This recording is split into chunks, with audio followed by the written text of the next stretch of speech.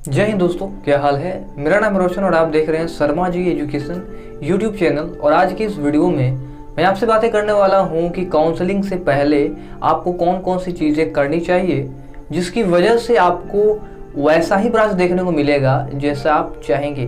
तो यहाँ पे मैं आपसे बात करने वाला हूँ बेसिकली काउंसलिंग को लेकर के, जो कि ये पी वाले के लिए काफ़ी ज़्यादा इंपॉर्टेंट है, जो कि polytechnic engineering Bihar polytechnic entrance exam 2021 में जो हुआ है। तो अब देखो रैंक लिस्ट वगैरह आ गया है, बहुत सारे लोगों को रैंक पता चल गया होगा। अगर आपने तक नहीं देखा है तो जाकर जरूर से देख लीजिएगा। BCEC का जो साइट है उस पर आपको मिल जाएगा, वैसे डिस्क्रिप्शन में उसका लिंक मैं दे दूंगा। अब जो है मैं बात करता हूँ आपसे काम की।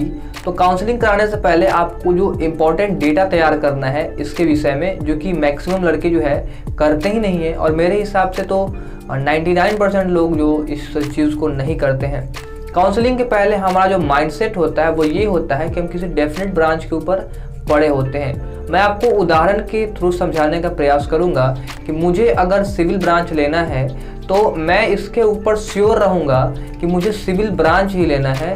अब आपके मन में और भी कुछ सवाल होंगे, या फिर ये भी चीज़ आपके दिमाग में आ सकती है कि कुछ डेफिनेट कॉलेज में, मतलब कुछ चुनिंदा कॉलेज में हम एडमिशन कराएंगे। तो सबसे पहले आपको ये करना होगा कि फर्स्ट प्रायोरिटी आप किस कॉलेज को दे रहे हैं, और इसके लिए आपको एक लिस्ट बनाने की ज़रूरत होगी। क्योंकि दोस्तों बिना लिस्ट के आप डिसाइड नहीं कर सकते हैं कि किस कॉलेज में आपको सिविल ब्रांच चाहिए पहले। देखिए दोस्तों, मैं आपसे कहना यही चाहूँगा कि अगर आप किसी ब्रांच के ऊपर डेफिनेट हैं, आप श्योर हैं कि मुझे इस ब्रांच के अलावा कोई और ब्रांच नहीं चाहिए, तो डेफिनेटली आप जो है एक पूरा लिस्ट तैयार कीजिए कि मुझे जो है किसी भी कॉलेज में आपको जो ब्रांच है सिविल वो मिल जाए।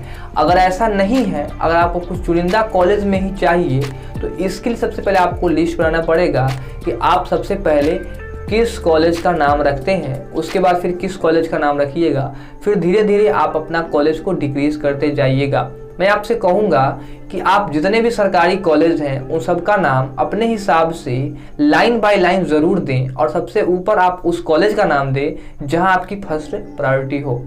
यहाँ पर हम किसी एक ब्रांच को लेकर के विभिन्न कॉलेज में अपना जो है स्थान ग्रहण कर सकते हैं, और ये करना काफ़ी ज़्यादा आसान होता है। दोस्तों जो स्टूडेंट हैं वो गलतियाँ कहाँ करते हैं, आइए आपको बताते हैं। गलतियाँ सबसे पहले वो ये करते हैं कि किसी भी एक चुनिंदा कॉलेज से, पटना हो गया, उसमें क्या करते हैं कोई भी ब्रांच सेलेक्ट कर लेते हैं, जैसे कि सिविल हो गया, और उसके बाद फिर उसी कॉलेज में इलेक्ट्रिकल, फिर मैकेनिकल, फिर इलेक्ट्रॉनिक्स, और ऐसे कर के सारे ब्रांच को फिल कर देते हैं। फिर बारी आती है नेक्स्ट कॉलेज की, तो वो कॉलेज के हिसाब से अलग तरीके से काउंसलिंग फॉर्म को फिल करते हैं। कभी छपरा का नाम डाल देंगे, कभी सहरसा का नाम डाल देंगे, कभी मुजफ्फरपुर, कभी गया, और इन तरीकों से जो है वो बारी बारी से ना करके इधर उधर जो है अपने ब्रांच को सेटल करते हैं। उनको ये नहीं समझ में आता है कि मुझे कौन सा ब्रांच चाहिए, उनका यही मनसा होता है कि कोई भी ब्रांच मिलेगा मैं ले लूँगा, और गड़बड़ी दोस्तों यहीं पे होती है। अगर आपके दिमाग में भी ये सही सवाल चल रहे हैं तो इसको फटाफट से दूर कीजिए और अपना एक लिस्ट बनाइए कि आप किस ब्रांच को सिलेक्ट करना चाहते हैं। अब बढ़ेंगे दोस्तों दूसरे चीज़ की ओर। दूसरा चीज़ जो हमारा प्रायोरिटी होगा वो होगा कॉलेज।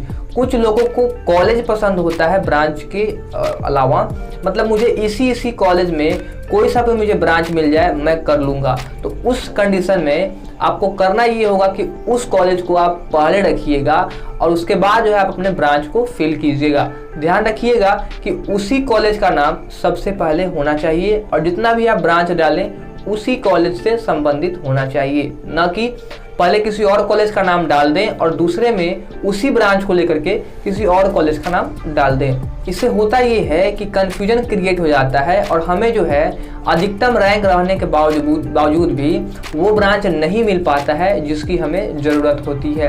तो मैंने आपको यहाँ पर एक सही तरीके से समझाने का प्रयास किया हूँ कि काउंसलिंग कराने से पहले एक चार्ट जरूर बनाइएगा, जहाँ आप अपने श्योर ब्रांच को लिखिए, और जिन जिन कॉलेज में आप चाहते हैं कि मेरा एडमिशन जो है उसी कॉलेज में हो, उसी के अपने क्रम के अनुसार, अपने कॉलेज के क्रम के अनुसार उसका लिस्ट बनाइए, और उसके बाद उसी क्रम के अनुसार आप काउंसलिंग फॉर्म को फिल करेंगे।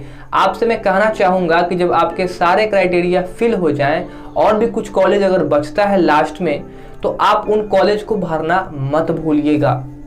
इससे होगा ये कि मान लीजिए आप उस ब्रांच को लेकर के उस कॉलेज में श्योर तो थे, लेकिन अगर आपको नहीं मिलता है तो एटलीस्ट आपको उस काउंसलिंग से बाहर नहीं हटना पड़ेगा, आपको जो दूसरे कॉलेज हैं वहाँ मिल सकता है। अगर आपकी पसंद होगी, अगर आपकी इच्छा होगी तो उस ब्रांच को लेकर के आप उस कॉलेज में एडमिशन करा सकते हैं। तो दोस्तों उम्मीद करते हैं कि आपको मेरे द्वारा दी गई ये सुझाव अच्छी लगी होगी, तो वीडियो को लाइक जरूर से कीजिएगा, शेयर कीजिए इस वीडियो को दूसरे के साथ, उन्हें भी बताइए कि ये चीज़ें करना कितना ज़्यादा इंपॉर्टेंट होता है। बहुत सारे पिछले साल जो स्टूडेंट हैं गलतियों को किए हैं और अच्छे रैंक रहने के बावजूद भी उन्हें अच्छा ब्रांच नहीं मिल पाया है। तो ये सारी चीज़ें आप अपने अंदर सुधारिए।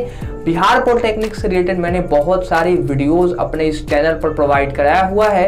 काउंसलिंग के अलावा जो एडमिशन होता है और एडमिशन में आपको कौन कौन से डॉक्यूमेंट लगेंगे उसको आप पहले से ही प्रिपेयर कर लीजिए। उन सबका जो है वीडियो का लिंक मैं आपको डिस्क्रिप्शन में दे दूंगा। मेडिकल सर्टिफिकेट वगैरह क्या होता है और एडमिशन आपको क्या क्या चीज़ें देखने को मिलेंगी, अगर आप श्योर हैं कि मेरा एडमिशन हो जाएगा तो इन सारी चीज़ों को आप पहले से बना कर रखें, क्योंकि जातीय आवासीय आय जो है अब बहुत देर से बन रहा है, काफ़ी ज़्यादा भीड़ है इस चीज़ को लेकर के।